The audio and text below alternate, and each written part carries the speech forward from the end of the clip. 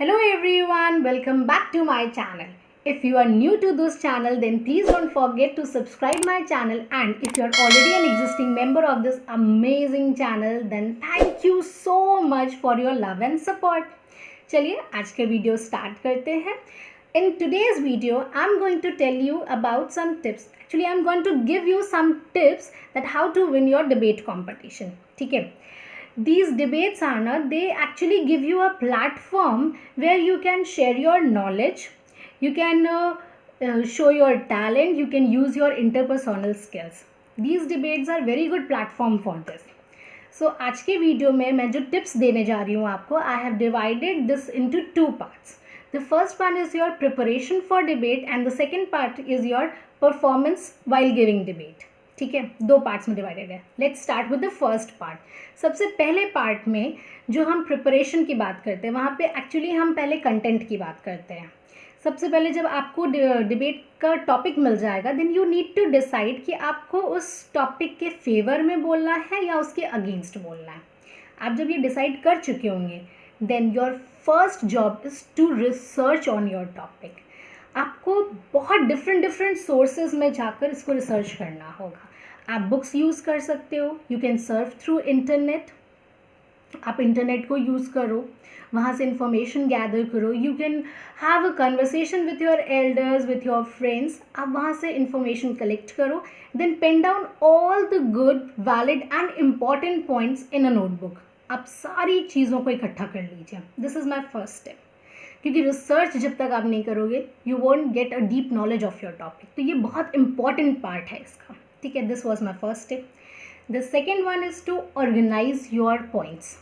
अब जब आपने सारे पॉइंट्स लिख लिए हैं एक जगह पे, आपने हर जगह से रिसर्च कर लिया, आपने गुड एंड वैलिड पॉइंट्स ढूंढ लिए, अब आपने जब सब लिख लिया है, then you have to organise all the points. अब इसको ऑर्गेनाइज कैसे करना है, अब वो देखिए.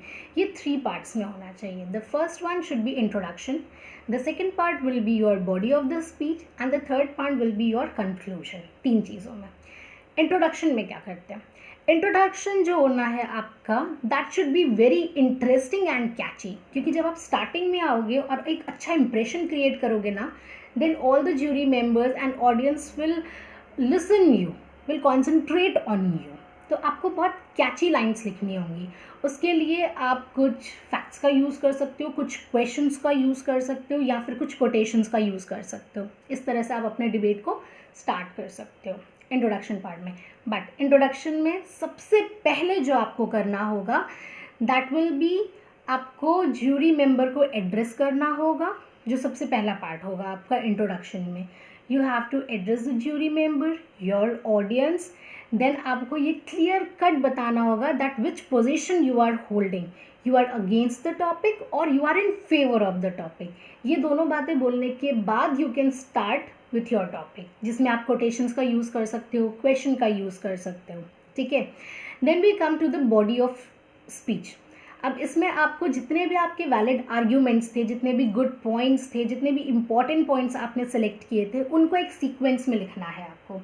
And please do remember that you make use of facts, figures, evidence and statistics. Because इन चीज़ों को यूज़ करने से ना एक अच्छा impression create होता है, and all the audience and jury members will concentrate on you. आपकी स्पीच सुनेंगे सब, will listen to you. क्योंकि आप जब फैक्ट्स फिगर्स यूज़ करेंगे ना, तो वो एक अटेंशन खींचता है लोगों का. ठीक है. तो ये 2 चीज़ें थी. Now the third one is your conclusion part. Your conclusion should be very strong. अब आप कंक्लूजन में क्या कर सकते हो? आप कंक्लूजन में कुछ कोटेशंस यूज़ कर सकते हो, ओपन एंडेड क्वेश्चन रख सकते हो ऑडियंस के लिए, कि अगर आपने कुछ टॉपिक बोला, अब उसमें आपके जो पॉइंट्स थे उनके बेसिस पे आप एक ओपन एंडेड क्वेश्चन दे दो ऑडियंस को, कि ऑडियंस क्या आपको लगता है ये चीज़ बिल्कुल गलत है? अगर ऐसा हो तो क्या ऐसा नहीं होना चाहिए? तो इस तरीके के कुछ क्वेश्चंस जिसमें वो सोचने में इन्वॉल्व हो जाएं कि आपने जो पॉइंट्स बोले हैं दैट आर एब्सोल्युटली करेक्ट. तो आप एक ओपन एंडेड क्वेश्चन रख सकते हो उनके आगे, आप कोटेशंस रख सकते हो, उससे एंड अप कर सकते हो अपने स्पीच को. या फिर सबसे बेस्ट वे, अगर आपको और कुछ नहीं समझ में आ रहा है, तो you can summarise all your valid and important points at the end. आप समेशन कर सकते हो अपने स्पीच का. That is the easy part, अगर आपको कुछ और नहीं समझ में आता है तो। This will give an good impression of yours on jury members, ठीक है। तो ये 3 चीज़ हो गई। ये मैंने पूरी जो बात की that is all about the content, कि आपका कंटेंट आपको कैसे ढूंढना है, कैसे लिखना है। अब ये जो कंटेंट आपने लिख लिया, पूरा फेयर कर लिया अपना स्पीच डिबेट, ठीक है। अब सबसे बड़ी दिक्कत क्या होती है लोगों के साथ, that they get really nervous while performing at stage. They are afraid to be in front of crowd, to speak in front of crowd. तो उसके लिए सबसे best way is to rehearse in front of mirror. आप अपनी ही speech को mirror के सामने खड़े होकर पढ़िए। जब आप 2-3 बार इसको पढ़ोगे ना तो आपको अपना सब चीज़ एक बार में नज़र आएगा कि आपका टोन कैसा है, आपका पोस्चर कैसा, आपका जेस्चर कैसा है, आप जिस तरह से बात कर रहे हो वो इम्प्रेशन कैसा क्रिएट करेगा। That is the best way. So do rehearse in front of mirror. जब आप ऐसा करोगे तो आपको बहुत अच्छे से पता चल जाएगा that how you will look in front of audience. आप कैसे लग रहे हो, आपका टोन कैसा है, आप बात कैसे कर रहे हो, ये सारी चीज़ें आपको बहुत अच्छे से पता चल जाएंगी। बट स्टिल अगर आपको लगता है कि नहीं ये आइडिया अच्छे से काम नहीं कर रहा है तो there is an alternative for it, और वो ये है then you can ask your parents to sit in front of you or your guardians or any elder member who is present at your home. उनको बिठाओ, उनके सामने speech दो, ठीक है। तो ये डेफिनेटली वर्कआउट करेगा। अगर आप ऐसा करोगे तो आई एम 100% श्योर कि जो आपको नर्वसनेस है टू फेस ऑडियंस ये बहुत हद तक कम हो जाएगा, ठीक। And one more thing, please be confident while speaking. Confidence बहुत ज़रूरी है, ठीक। तो अभी तक हम बात कर रहे थे कंटेंट की, देन हमने बात की कि उस कंटेंट को आपको किस तरह से रिहर्स करना है।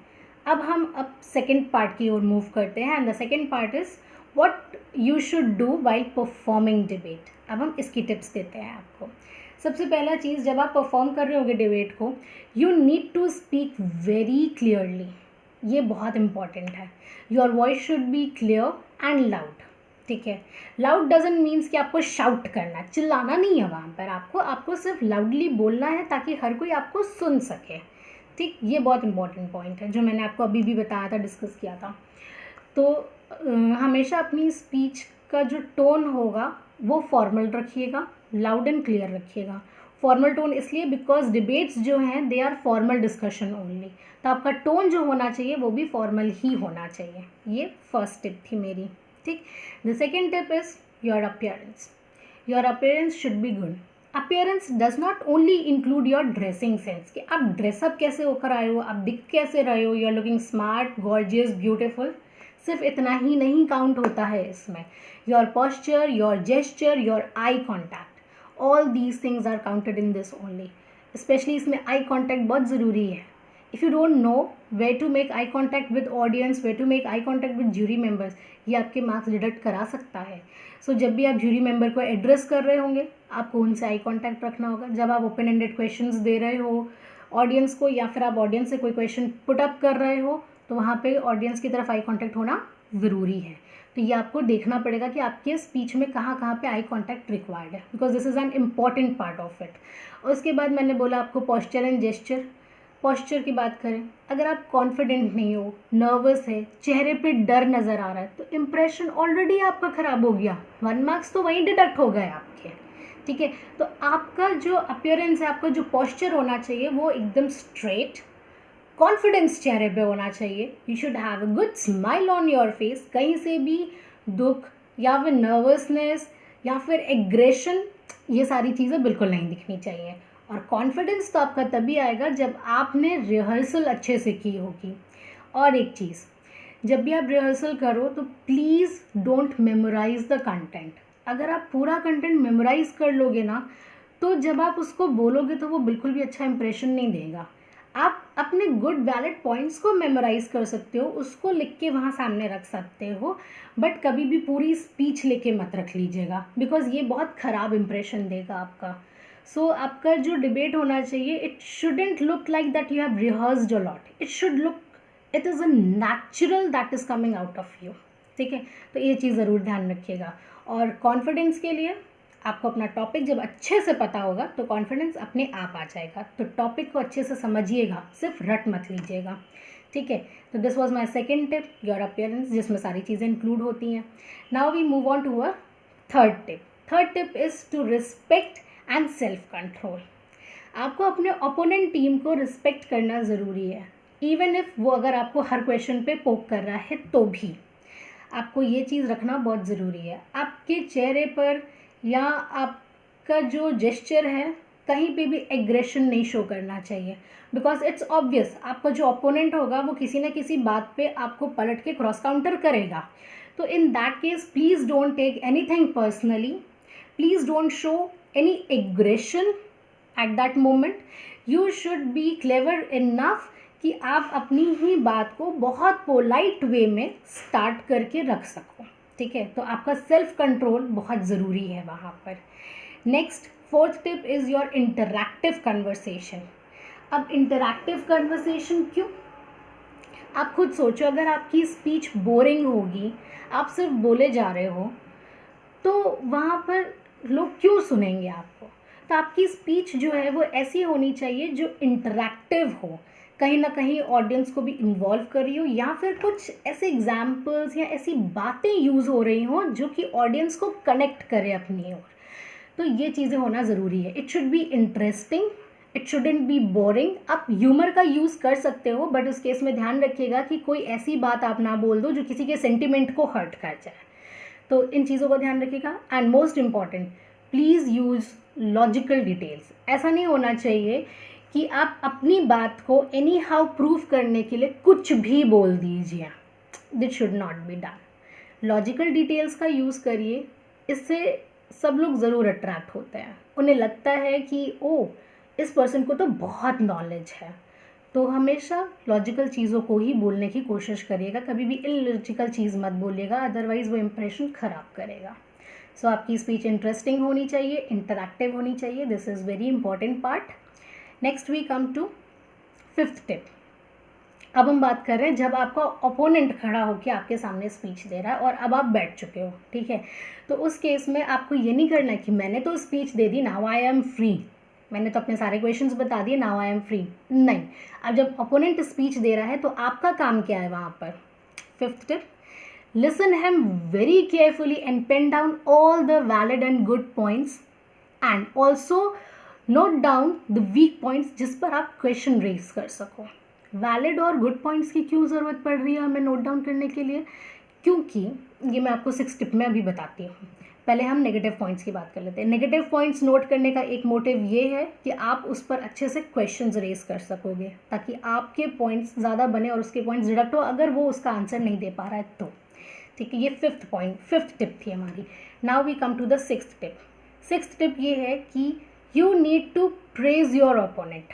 तो मैंने अभी आपको बताया ना, आपको good and valid points note करने हैं. जो पॉइंट्स आपको एक्चुअली में जेन्युइनली बहुत अच्छे लगे कि हाँ ये तो बहुत अच्छा पॉइंट बोला है, सो आप अपने ओपोनेंट को प्रेस करो वहाँ पर. Yes, I liked your this point, but I would like to cross counter on this point. आप उसको फिर दूसरे पॉइंट पर क्रॉस काउंटर करो, अपने क्वेश्चन को रेज करो, बट उसको स्टार्टिंग में प्रेस करो. तो आपका जो इम्प्रेशन है ना वो बहुत अच्छा क्रिएट होता है इन फ्रंट ऑफ ज्यूरी मेंबर्स, यानी आपके जजेस के सामने. ठीक है, तो वो आपकी जो नेचर है उसको दिखाता है सबको कि you are very good person. तो आपको ये चीज़ ज़रूर करनी चाहिए. आपको अपने ओपोनेंट के अच्छे पॉइंट्स पर उसको प्रेज भी करना चाहिए और अपने जो क्वेश्चंस आपको रेज करने हैं उसको प्रेज करने के बाद अपने क्वेश्चंस को रेज करिए, तो ये अच्छा इम्पैक्ट देगा. And last and important tip, अगर आपके पास कोई ऐसा पॉइंट आता है जिसके बारे में आपने कभी नहीं सुना, आपको कोई नॉलेज नहीं है, ठीक है, तो it's better to accept that you don't know about this rather to have an argument for it. ठीक है, इस लाइन का मतलब ये था कि आपके लिए बेहतर होगा अगर आप एक्सेप्ट कर लो कि मुझे ये बात नहीं पता, I never came across this point और I don't have any knowledge about it. आप एक्सेप्ट कर लो, क्योंकि अगर आप एक्सेप्ट नहीं करते हो और उस चीज़ पे आर्ग्यूमेंट करते हो और वो इलॉजिकल होता है या फिर बेसलेस होता है, तो आपका इम्प्रेशन बहुत ख़राब हो जाएगा और आपके जो मार्क्स हैं वो भी कम हो जाएंगे. तो it's better accept that you don't know this point and move on with your debate. ठीक है, जहाँ पे भी आपको लगे एक्सेप्ट करो, दैट्स फाइन. ऐसा नहीं है कि आपका एक्सेप्ट करने से इंप्रेशन ख़राब होगा। आप एक्सेप्ट नहीं करोगे और आर्ग्यूमेंट करोगे तो इंप्रेशन ख़राब होगा, ठीक है। सो आई होप मेरी ये टिप्स यूज़फुल होंगी आपको आपके डिबेट कंपटीशन में विन कराने के लिए, ठीक है। अगर कुछ नहीं समझ में आया होगा देन प्लीज़ वापस से इस वीडियो को देखो और सारी टिप्स को नोट डाउन करो, एंड आई एम 100% श्योर कि ये आपको हेल्पफुल रहेंगी ही रहेंगी आपके डिबेट कंपटीशन में आपको ज़्यादा स्कोर कराने के लिए। Thank you so much, thank you for watching this video.